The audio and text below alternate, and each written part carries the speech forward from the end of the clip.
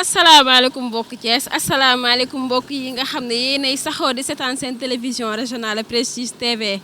tey jii nag ñu ngi amaat mbégte ak contentement di leen fekk si waat li nga xam ne moom mooy suñu ay programme tey nag ñu ngi fii nga xam ne moom mooy chambre des métiers bu ko defee rek ñu ànd ak yéen dem fi nga xam ne moom mooy ci biir artisanat bi nga xam ne coronavirus bi bu mu dugg see ba léegi bëri na trop secteur yi mu laal ba ci li nga xam ne moom mooy art bi ndax fu touriste doxatul yaakaar naa ne art dootu fa doxat ndax bu ko defee rek ñu ànd ak yéen waxtaan ak ñi nga xam ne ñooy seenu mbokk artisan yi ñu wax ñu li nga xam ne moom mooy seen jafe-jafe ci liggéey bi topp leen ma ñu dem sama caméraman ci kanam tuuti incha allah ñu ñëwaat ak yéen. ginnaaw ba nu sant yàlla daal sant sunu yonent bi ñoo ngi lay xamal ni dund bi ñu ngi koy dundin bu tar la tax loolu nag mooy que ni ñun dunoo bokk ci secteur bi nga xamante ni bii ku wax art da nga wax touriste te comme avion yi ñëwatunu tubaab yi daan ñëw fii di jëndante ñun ñëwatunu dundin mi il faut mu miti ndax population bi nga xamante ni bii mooy waa Thiès ñi ci miin secteur artisanal ñu ci bariwul pour forte raison nag muy fi artisanat ne bariwul fi tànk ñu ko fi xam ay benn loon kon artisan yi fi nekk di produire il faut que seenu dund dina xaw a tartam miti ginnaaw loolu nag dañuy sant yàlla rek ndax am na ay bonne volonté yoo xam ne kenn ku ci ne mi ngi jéem a def nu mu mën a def rek ba dinu jàppale ñu ngi ciy sant déedéet bariwul tànk ci village artisanal bi bon li ko yëmb nag mooy que ni dafa manqué toujours communication parce que ab marchandise boo ko yoree da nga koy wane fan ko war a wane di ko jaay loolu daf ci manqué loolu tax na ba peut-être ni ñi nga xam ne ñooy tout tànk yi xëy na sax am na ñoo xam ne nii des fois ñu andi leen pour que ñuy visiter village artisanal bi di def ay découverte parce que lu mel ni ay école Santane yu mel que école dernière Broutier dañ fi andi ay xale pour ñu xam du ëllëgee ni village artisanal am na te am nañu ay way xarala yoo xam ne nii mën nañoo liggéey loolu am na fi am na sculpteur am na kii bijoutier am na maroquinerie mooy ñiy defar saag yi am na ñoo xam ne cordonnerie lañu am na menuisier métallique yoo xam ne nii dañuy liggéey weñ bi fer forgé am na tailleur yoo xam ne dañuy liggéey ay boubou de tradition presque doo dee xool umb na qualité de métier yëpp am na ay teinte sous verre te ay tableau sous verre yoo xam ne nii dañ koy defar am na ay tisserand yoo xam ne dañuy tisser boo dee xool cadre métier yëpp a ngi fi ku ne artisanal nag dafa umb lu bari ndax artisanal dañ ne artisan de production ne la artisan de service ne la artisanat d'art yi nag ñooy ñi nga xamante ni bi presque lu ci gën a bari kuy gan cim réew ñoom ngay liggéeyanteel ndax lu tax loolu mooy que ni carte d'identité régionale bi toujours ñoom ñoo koy yat wala tëgg bi tëgg ko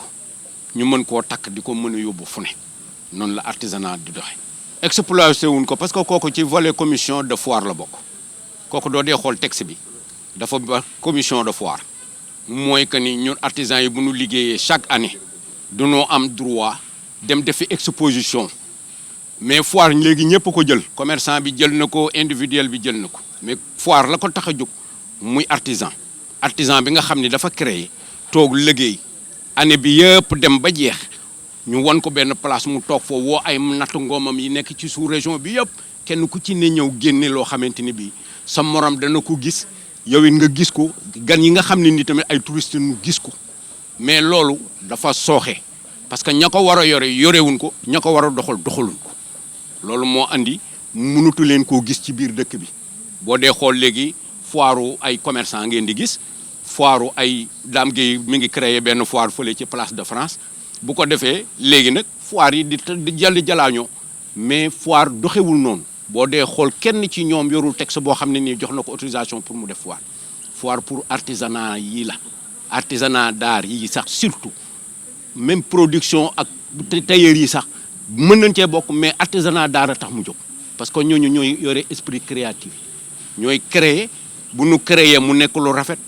tailleur ba mën koo xool xam ni kii du ko solee boole ko mbub mi dina rafet borom ki nga xam ne mooy production di menuisier bois bi wala menuisier métallique bi xam ni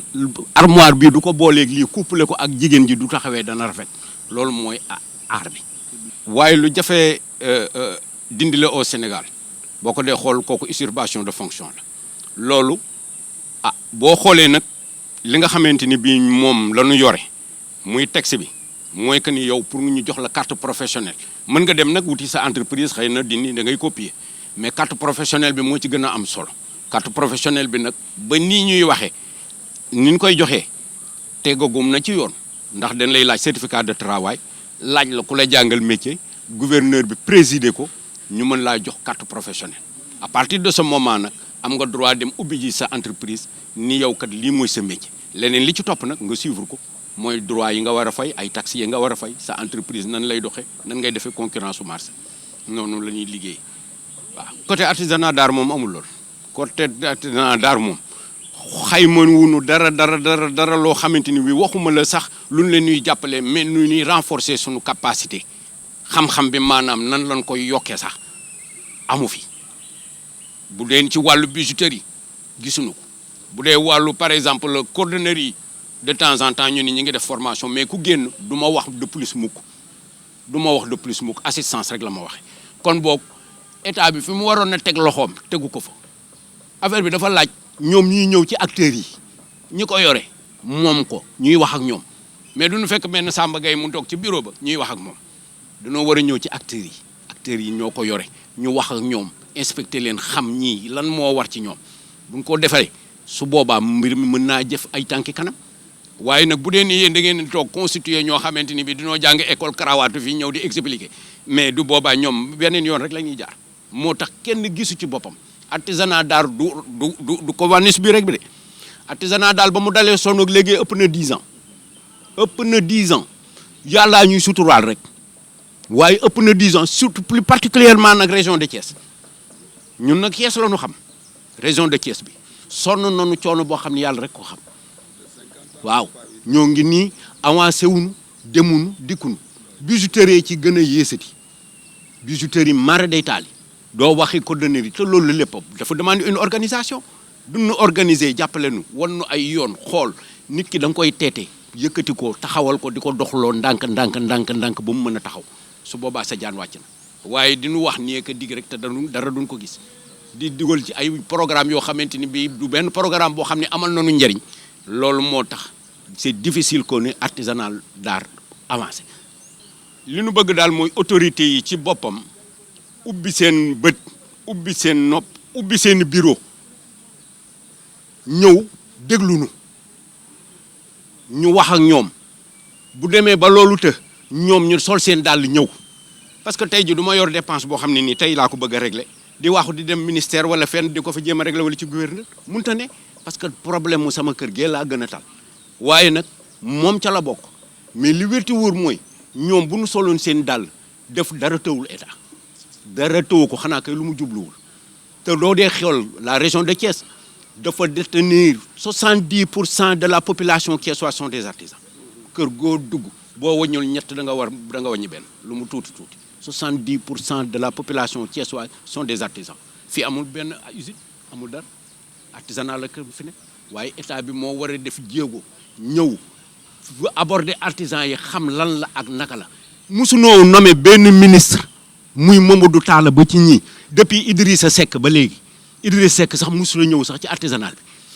bi kenn du benn ministre boo xam ni préparé na ni maa ngi dem seeti ji artisan yi te nga ni yow artisan yi tax nga toog fa du benn ministre bu fi mës a ñëw kooku je pense que ni le gouvernement war na cee bàyyi xel beneen bi ci topp nag mooy texte bi nga xam ne moo nu boole dafa laaj defar parce que mënunoo concevoir benn waay boo xam ne nii chaque fois du élection jotee ñu wooteel ko mu toog te moom amul nu benn njariñ doo fi toogee 2 ans sa morom mi ngi fi ëpp la xam-xam wala mu ëpp la ay moyens ñu jox ko mu toog mu nekk à tour de rôle texte bi dañ ko war a seet dégg naa bind nañ koo teg ko ci table ministre bi mais saytuwu ko loolu teguwul ci yoon dañoo war a respecter jox nu li nu moom wut nga direction wut nga ab union wut nga ab chambre de métier te benn doxul tout est grippé loolu lu ko waral war ngaa xoolaat te yor 70% ci région de Thiès laa la wax de mais demal Dakar demal Ziguinchor dans les autres pays dans les autres régions plutôt da nga fi gis leneen loo xam ne ni peut-être sax est-ce que du gën a pur li ne fii te on est à 70 kilomètres de Dakar loolu nag mooy li nga xam ne mooy sunu appel ministre bi na ñëw seet si artisan yi ñu wax ko li nu bëgg duñ ko dee bind ko buñ ko dee wax muy dégg mu dégg ko ubbi buntam yooyu di nu déglu moo gën mu naan day déglu président diw ak day déglu directeur diw ñooñu sont là-bas pour leur propre intérêt nekkuñu fa pour artisan yi maa ngi leen di jërëjëfal nag kontaan naa ci yéen merci beaucoup. man maa tudd Mamadou Diaw nekk village artisanal bu Thiès man sculpture lay def li may wax tukulóor nee na ku xiif mënul xaaral mu sedd depuis bi feebar bi xeweek léegi ñuy wax mbas mi bi muy xeweek léegi ça fait 3 mois durant ñu ngi dugg 4e mois dégg nga ñuy digg nag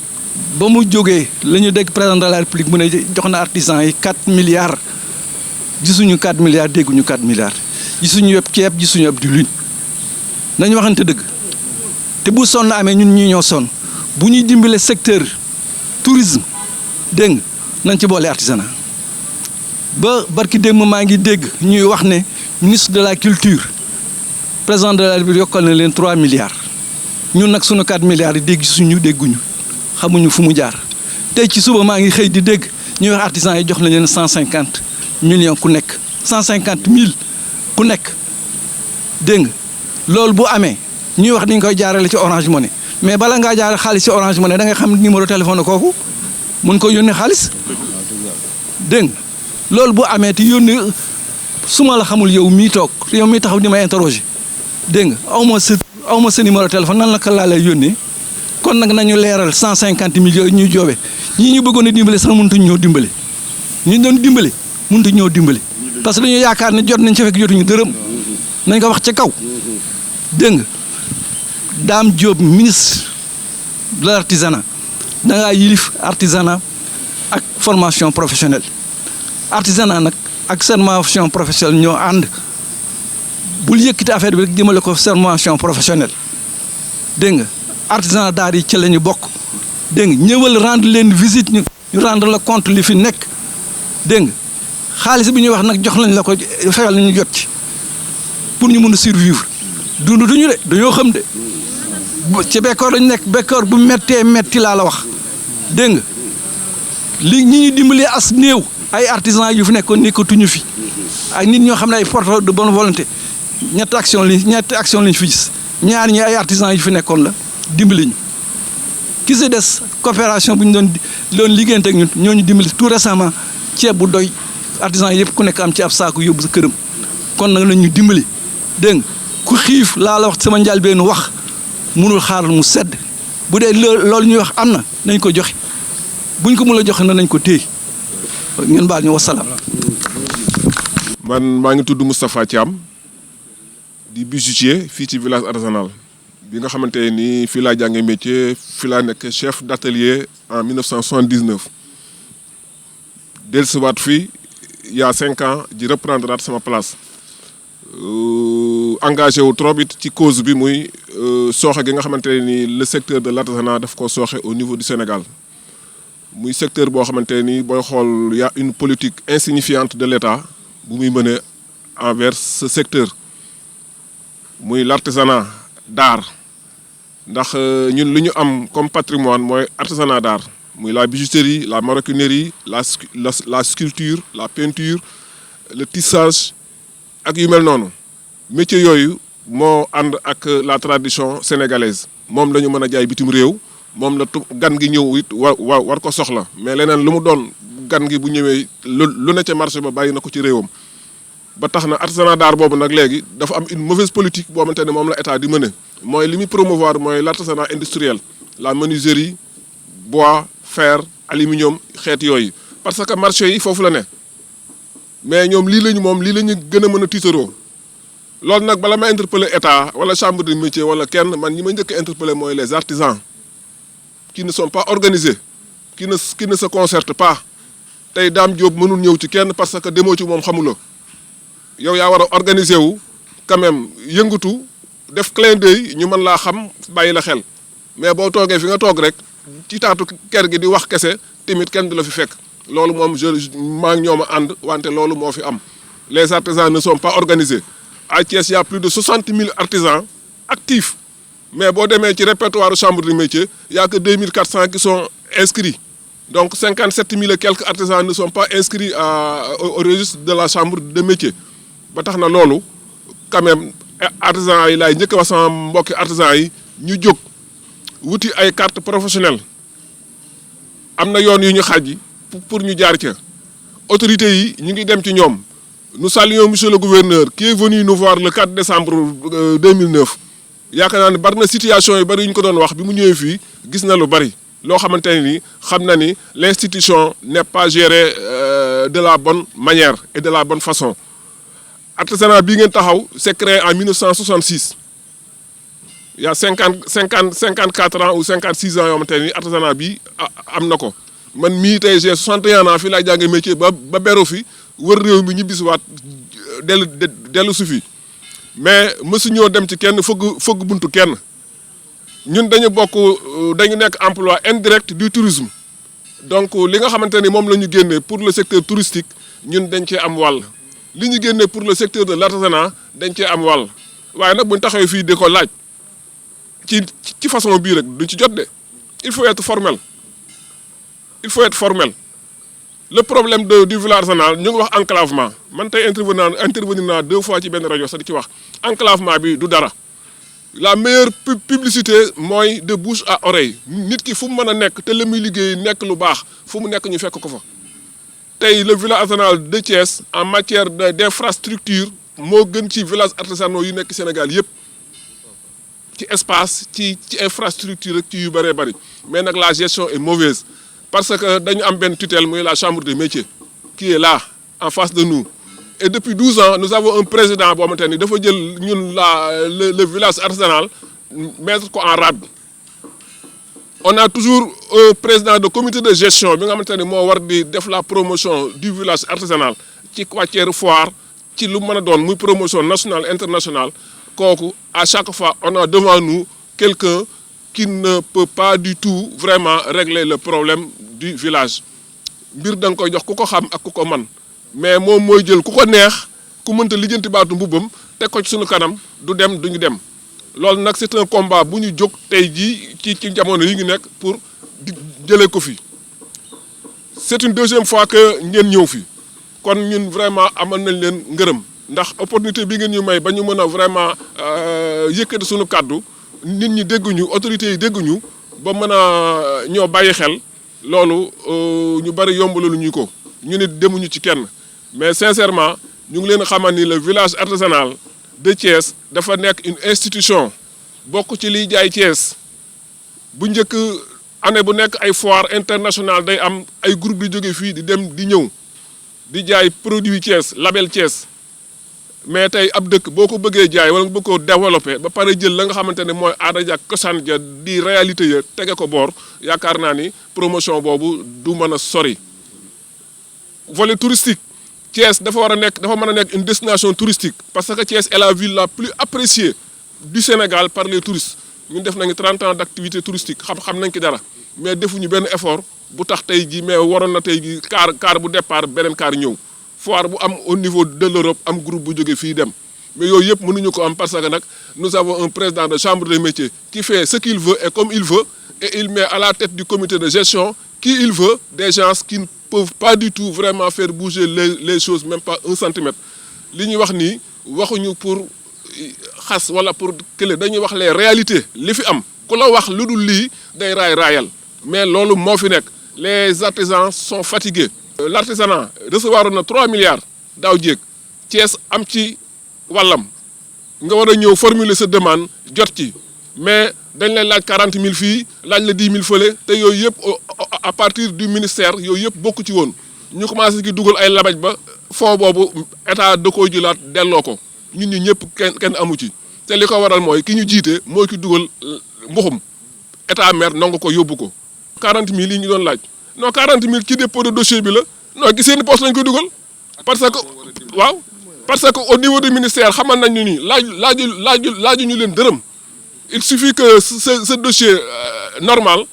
nga déposer ko ACEP, tu as droit à un prêt. waaye dañ doon laaj ne bala ngaa déposer da ngay fay 30 000 pour kii monter dossier bi 10 000 francs pour kii la te yooyu yëpp c'est au niveau de la chambre des métiers. Il faut mettre ça, hein, ce que je dis, il faut pas le couper da ngeen ko teg waaw. loolu mooy li am. Moi je prends je prends mon propre engagement ndax li may wax nii lu am la c'est vérifiable. Nous avons une tutelle mooy la chambre des métiers de Thiès waa Mbour waa Ngaye waa Tivaouane waa Xombol waa Pout département yi Thiès yëpp ñu ngi jooy parce que depuis 12 ans que ce président là bi fi nekk mu ngi fi artisanat kenn xamul y a pas de démocratie y a pas de transparence mbir nag bu amul démocratie amul transparence day sooxe. man maa ngi tudd Mamadou Moustapha Samb di liggéey ci biir village artisanal bu Thiès bon bu ngeen gisee nag sama kàddu yi ma koy yëkkati man damay wax ci turu en général xëy na du ma ni sax ci turu jeunes yi parce que man je suis jeune mais dafa am loo xam ne dama ko constaté ci diggante bi ngeen fi ñëwee léegi rek parce que bu ñuy wax artisanal xëy na ñun jeunes yi ñoo gën a tax te man fii gisuma fi benn daanaka gisuma fi ay jeunes ñu ngi ci seen biir place toog te li ñuy wax suñu intérêt la ñun ñëpp waaw du intérêt personnel parce que man bu doon intérêt personnel mën naa bañ a taxaw fii di wax mais dama jàpp ni xëy na bu ngeen fi ñëwee yéen dañoo war a am occasion wax li ñu naqari te kii wax li ko naqari nag bu sañoon bu koy wax ñi mu ko seqal dañuy toog mais jeunes yaa ngi seen biiri place toog te defuñu fa dara mënoon nañoo ñëw fii ñoom ñëpp ñu xam ne ñun li ñuy wax ñor nañu man nag li may wax mooy artisanal bu Thiès li ma gën a metti ci artisanal de Thiès mooy amul proximité ñàkk proximité bi mooy yow mënoo nekk un jeune artisan boo xamante ni yow sa yaakaar yëpp yaa ngi ko basé ci biir artisanal bu artisanal doxul sa dara du dox te yow ñin fi teg jéemu ñoo def benn démarche boo xam ne danañu jëmale kanam ñu du foire du ay formation professionnelle du dara waaw fii gisuma fi jeune bu fi jógee dem France dem foire Europe ci biir artisanat bi gisuma ko man te bu naan artisanal mais xëy na dem Europe jaayi say bagage ñëwaat moo tax ñuy wax mais fii boo fi toogee fii mën nga fay def 100 ans yoo xamante ne nii mais doo tabax kër dàq dépasse ñëpp ko man foo dem def ko mais ñun li ñu bëgg mooy ñu avancer ñu booster artisanal mu dem ci kanam nit ñi gis ci seen bopp parce que nag ñin fi nekkal suñuy nawle lañ te ëpp ñu jom dàqu ñu noo liggéey mais problème bi mooy ñi ne encadré ñoo deful li ñu war a def waaw ki nga jiital nag bu fekkee ni doxul yow mi nekk ci ginnaawam doo dox pour mu dox faaw ñu changer stratégie bii ñuy doxale artisan yi yeewu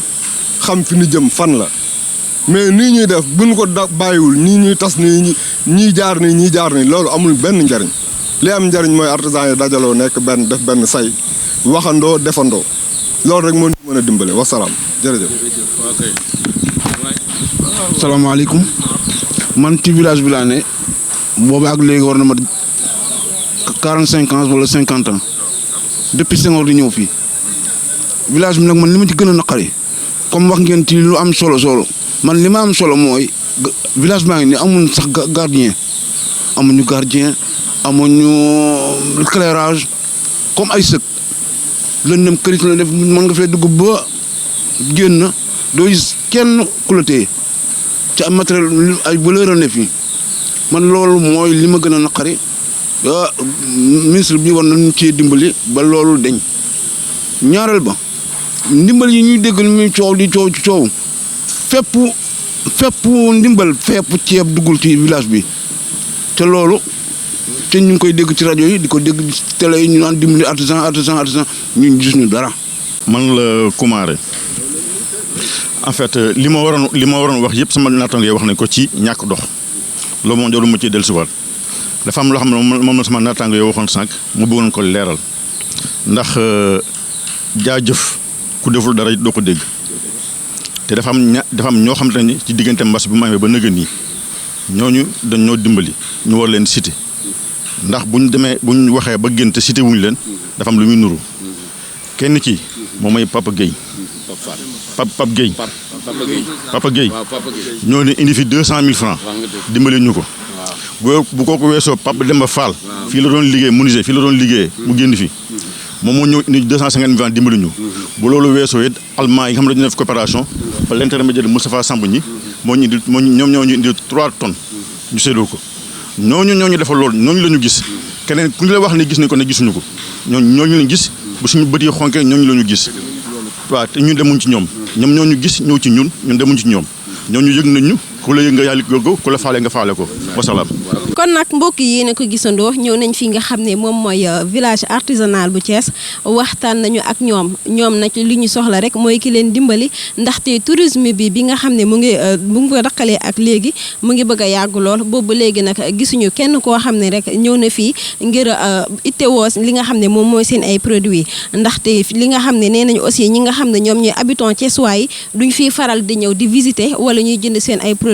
artisanal yi nag ñu ngi ñaan ki nga xam ne moom mooy état mu gën leen a jàppale ci seen li nga xam ne moom mooy seen doxalinu liggéey gën a jëm ca kanam Prestige TV mu ngi leen di jaajëfal bu baax a baax ñu jox leen rendez-vous beneen yoon incha allah ci beneen édition mais gërëm bu baax aussi sama caméraman bi di Fallou ak sama assistante bi di Khady Diop beneen yoon incha allah ci beneen rendez-vous bu ko defee rek ñu jeexalee fi édition bi jërë ngeen jëf.